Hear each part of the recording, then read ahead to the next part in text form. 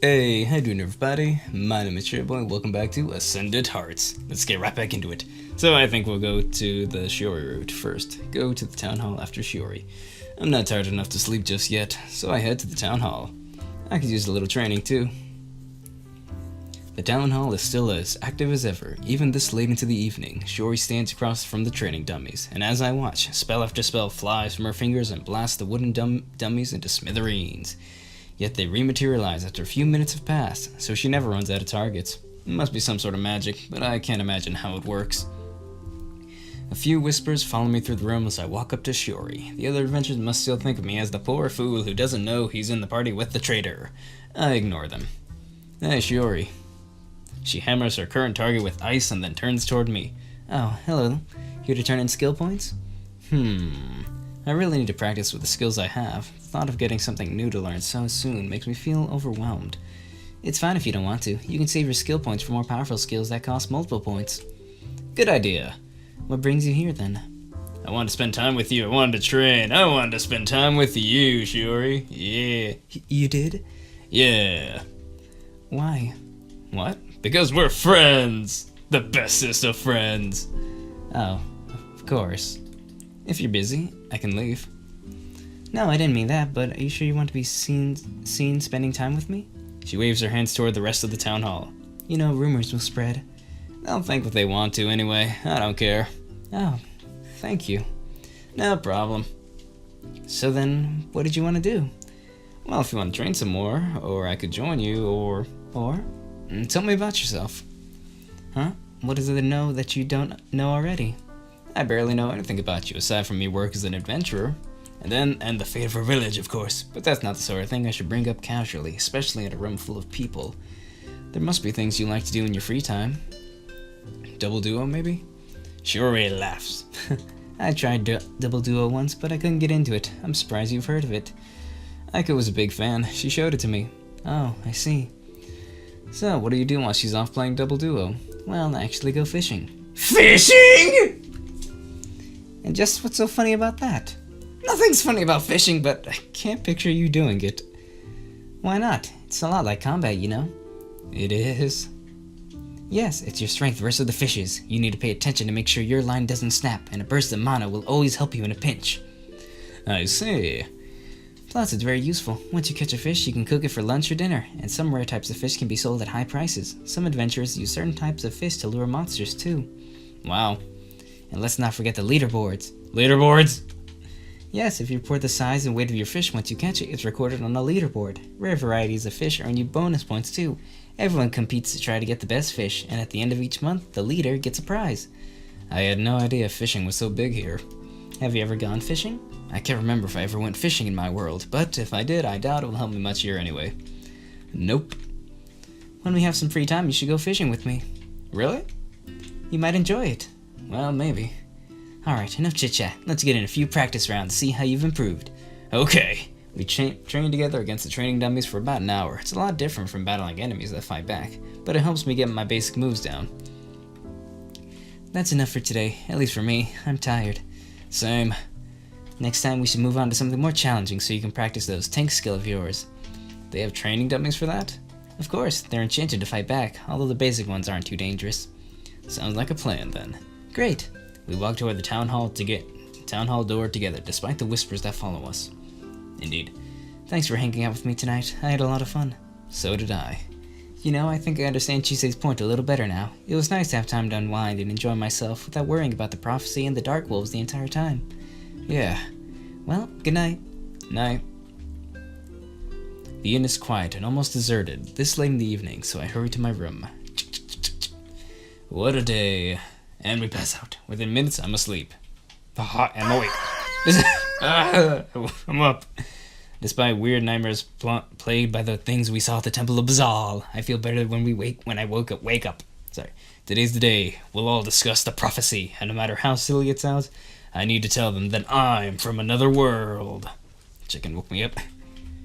When I enter the inn's tavern area, Aiko waves to me. She's seated at a table with CHISE, and they both have breakfast. I buy my own breakfast and sit down with them. I send a message to Shiori asking her to meet us. She should be here soon, unless she decides to part ways with us. She'll be here. Sure enough, the door opens and Shiori walks in. I lift my hand to get her attention, and she joins us. I'm here. No breakfast? I already ate. Let's discuss the prophecy. If the prophecy is to be believed, I see no reason to doubt it, despite Alzanaroth's madness, that we must find someone who comes from another world. That doesn't sound easy. It could be quite challenging. However, there are two possibilities that could make it easier. First, it might simply be our destiny to encounter this hero along the way. I've heard promising rumors about a mysterious swordsman, although I'm reluctant to follow them just yet. And second, she fixes her gaze on me. What if a traveler from another world is already among us? Shiori glances at me and gives me a slight nod of encouragement. My mouth feels dry. I swallow hard and clear my throat.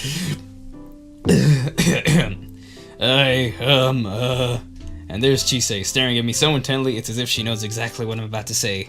Who is she? I'm sort of from another world. Wait, what? You're what? So it's true. I frowned at her. How did you know? I didn't, not for sure, but I heard rumors about you. A new adventurer who appeared out of nowhere and seemed to lack any understanding of the most basic things about our world. Once I saw the prophecy, it was a natural conclusion to draw. No, it really wasn't. You're from another world? She appears to be in shock. The gods sent you here to save Lightshire? I don't really know, but I'm here. Of course they did. Shiori slams her hand down the table with a triumphant grin. Ugh. That is perfect. We have a prophecy on our side. Indeed, it might finally be time to put an end to this. Shiori frowns at her. But first, you're going to explain who you are, and why you're so interested. You want to save Lightshire. Is it so strange that I want the same thing? You joined our party with no explanation, and apparently you suspected Hayato was from another world. Ever since we met you, you acted like you know something the rest of us don't. So you're suspicious. That's amusing coming from you. The entire town suspects you of treachery, and you suspect me? I know I'm not a traitor. Neither am I. I have no ulterior motives. But you do know more than you're letting on. Aiko stares back and forth between the two of them with wide eyes. This is bad. Their argument looks like it might escalate to the point of physical violence, or worse, magical violence. I better do something. Ask CHISE for an explanation. Tell Shiori to leave her alone. Let's ask for an explanation, because I want to know what's up. Come on, CHISE. You've got to admit it's a little weird the way you walked up to us and announced that you wanted to join our party. We did ask for a new party member, though. Right, but it also seemed pretty strange to me that CHISE guessed I was from another world. Neither of you two jumped to that conclusion until I told you. Exactly. Fine, I suppose I do owe you an explanation. That was easier than I expected. You do have a secret, then? Yes, but it's nowhere near as sinister as you seem to think. Out with it. Not here. What? She waves her hands at the room, where tables have begun to crowd up with patrons. There are too many ears here. We need to speak in private. If it's nothing sinister, why are you afraid of people hearing it? Because it might reach the ears of those who wish to stop our attempts. The three of us stare at her in shock. Does she really think the person attacking Lightshire has help on the inside? Why would someone in Lightshire try to destroy it? Follow me. We'll find a safe place to talk, and then I'll tell you everything. Alrighty then. The Sacred Spring. This is not the Sacred Spring. This is... CHISE leads us out of Lightshire all the way to the riverside. At last, she looks around and nods. This should be safe. Fantastic. Now will you please tell us what this is all about? Very well. She faces us, her expression serious. You aren't the only ones investigating the Dark Wolves. I've been searching for the source of these attacks for years. Years? Yes. That's a little disheartening. What? You've been investigating for years and haven't found anything? We have prophecy on our side now, and I didn't say I found nothing. Do you have an explanation then? Yes. Are you going to tell us? Tell it to us? Yes. She turns to me. But first, I want to thank you. You're already much more promising than the others. Others? When the attack began years ago, everyone thought it was a minor incident at first. Under the new adventuring guidelines, adventurers would drive them back and Lightshire would return to being a peaceful, undisturbed town. But that didn't happen. Nearly everyone adapted to the Dark Wolves as simply a dangerous part of life they'd have to get used to. Almost no one tried to investigate the attacks, and those who did met with failure. After a while, I realized this had to be a grand story quest, the likes of which we've never seen before. Aiko sighs, she must still be anticipating her death. Whew. If that was true, a typical band of adventurers wouldn't be enough. We needed a hero. Like in the prophecy? I didn't know about the prophecy then. I researched past historical events and looked at what their heroes had in common. Ever since then, I've sought out likely candidates. If they were already adventurers, I joined their parties. If they weren't, I encouraged them to try. So that's why you decided to join us. Exactly. Wait, but you joined us before you read the prophecy. What made you think we might be the ones? Your amnesia. I heard of a new adventurer with amnesia and rushed to Lightshire to check you out. Amnesia is common in heroes? Oh yes, you're the 10th amnesiac adventurer I've traveled with. 10th? And that's not counting all the common farm boys, disguised princesses, and young men with spiky hair. Anime and JRPG protagonist. What? Once I found a spiky-haired farm boy who was actually an amnesiac princess in disguise. I thought for sure I had it that time. Oh, it was all in one. I remember reading about her. That's right. Didn't she save the world? Yes, I should have known she wasn't my hero. That's why she should have known. Let it go. Let's continue this conversation. I might regret pursuing this conversation, but curiosity drives me to ask anyway.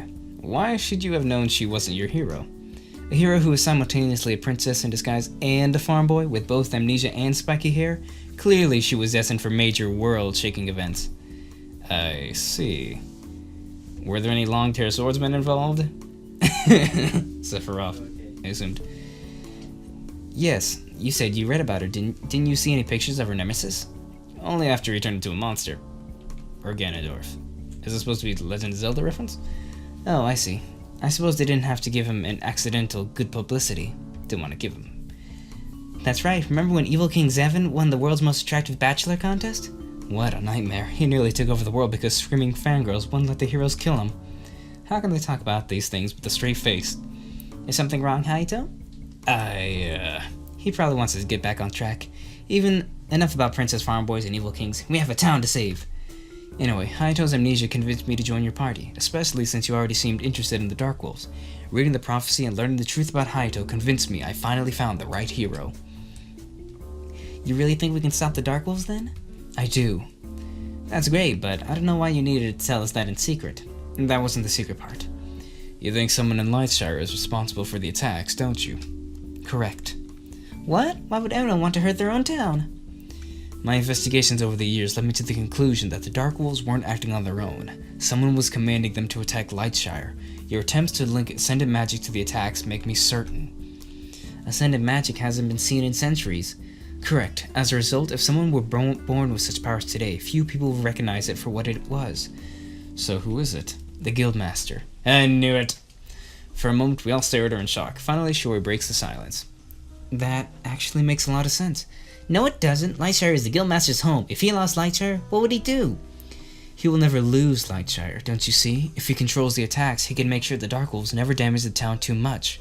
But if the continued attacks encourage more people to become adventurers, who's in charge of adventurers? The Guildmaster. He did set up the adventuring system shortly after the attacks began. Oh, you're right. Not only that, but I recently dug into his past a little more. Before the attacks began, he was researching a certain topic. Any guesses what it was? What? Ascendant magic. No way! Yes, the Guildmaster researched Ascendant magic. The monster's attack began, and he set up the adventuring system with himself at its head. His research into Ascendant magic stopped around that time too. It could be a coincidence. He's pretty suspicious. This isn't proof. He's behind it. He's pretty suspicious. Indeed he is. You really think so? Yeah, there's something weird about that guy. I saw him watching us once, and apparently he's been asking questions about me. What?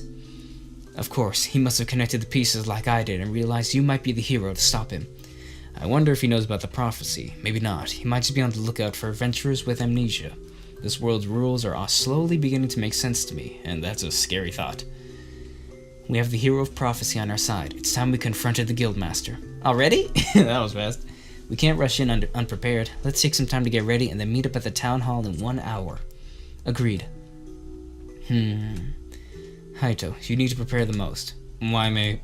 You're the one mentioned by the prophecy. That means the rest of us are secondary. And expendable. No! We're all important! She has a point, though. Make sure you're ready for a fight. You should probably upgrade your equipment. Do they think I'm going to duel the Guildmaster? Is that really what this is about? Well, better safe than sorry. Alright. Don't worry. I'll make sure I'm prepared.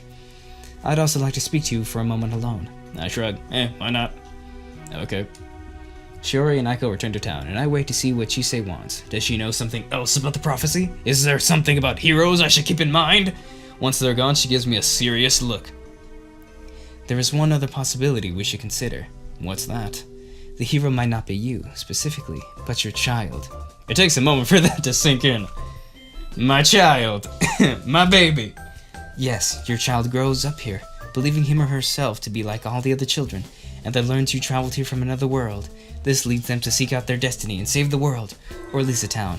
It happens from time to time. But I don't have a child. I don't have a baby. Any plans to Any plans to have one soon? No. Do you have a girlfriend? Where is this going? Oh, I think I know where this is going. Yeah. That's a personal question. If you have a girlfriend, she should be present for a discussion about your future children. I don't, but why? I see. In that case... Oh, we got a CG! Oh my god! The Chise waifu! Thickness! Oh god! I need to see this. I don't know how to see this. Darn it. Wait a minute, what are you doing? This is the easiest solution. What? Your lack of a potential hero child, of course. Does she mean what I think she means? Don't worry, if it doesn't work out today, we'll just keep trying until I get pregnant. That's all. Is this sort of proposition normal here? You look horrified. Is it me? Do you find me too unattractive to mate with? No, that's not it. You're smoking hot. Mating? Really? If you like, we can find someone more to your taste. There are certain adventurers who offer such services, although usually not with the goal of having a child. I have a sudden nightmarish mental image of Chise making me post this as a request on the notice board for everyone to see. Look, I'm really not ready to have a kid, and it wouldn't be good for the potential future hero to have a bad father, right? I suppose you have a point. Finally, raising a family here isn't on my list of things to do, at least not now. On the other hand, some heroes are driven to investigate their past due to distant parents. Let's make sure I'm not the hero before we make any crazy plans for the future, okay? Oh, very well, have it your way. Let me know if you change your mind. Right. I hurry back to Lightshire and hope Chise forgets all about this plan. No, we gotta make hero babies! Kinda like Inception. Okay. But, that's all the time. I don't know how the others intend to prepare for a confrontation with the Guildmaster, but I buy a new sword and better armor like Shiori recommended. With any luck, we can take care of this before Chise tries another scheme. Oh boy. I wonder what sort of combat the Guildmaster is. Will he pull a sword out of nowhere, reveal secret powerful magic, summon a horde of dark wolves while he stays clear of the actual fight? Maybe he'll inexplicably turn into a giant monster, and afterwards the others will tell me why that's perfectly normal. I still have plenty of time before we're supposed to meet up again. As I try to decide what I should do, I spot Aiko standing near the fountain. She's talking to another adventurer. Maybe she's trying to recruit other people to help with our quest. Then again, maybe she's making funeral preparations or something equally morbid. Either way, I walk across the square to join them. Once I'm within earshot, I realize it has nothing to do with our quest at all. Well, who's this guy? A bro, possibly. That's right. I hope to play in a tournament someday. Great. Wanted to make sure I had the right person. I don't know if that's the right voice. What for? I did a quest, but the reward was 2 packs of double duo cards. I don't play double duo. Hold up. So I have no use for them. I considered selling them, but then I heard about you and thought we could make a trade. You didn't know the quest rewards before you started? Nah, it was an NPC quest from High Cleric Ninsei. When the High Cleric asks you to get some books on gods and magic, are you really going to stop and demand to know the quest rewards first? No, I guess not. Now that I know they're discussing double duo, not our quest, I'm not sure I should join the conversation. I try to casually walk past them, but Aiko notices me. Oh, hello Haito. This is Brad. The Rad Brad. Nice to meet you. Same. What's up, bro?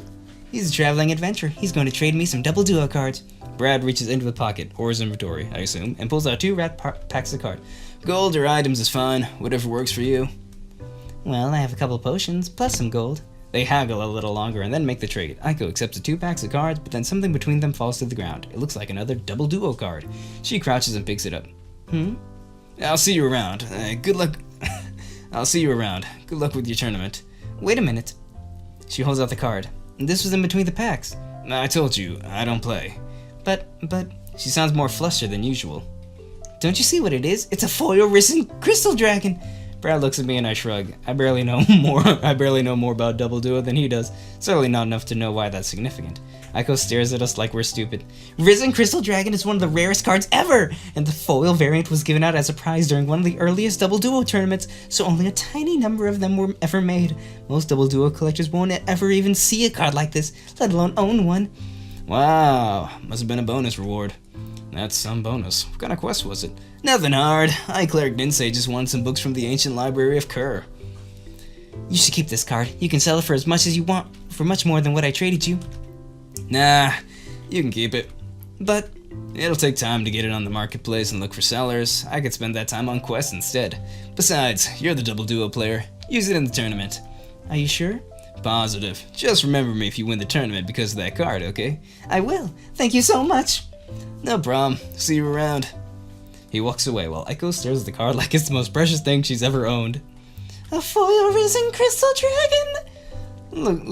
Look like that seems like a good omen for a quest. Unless I used up all my good luck finding this card. I don't think luck works that way. Then again, around here it might. I better go write my will. What?!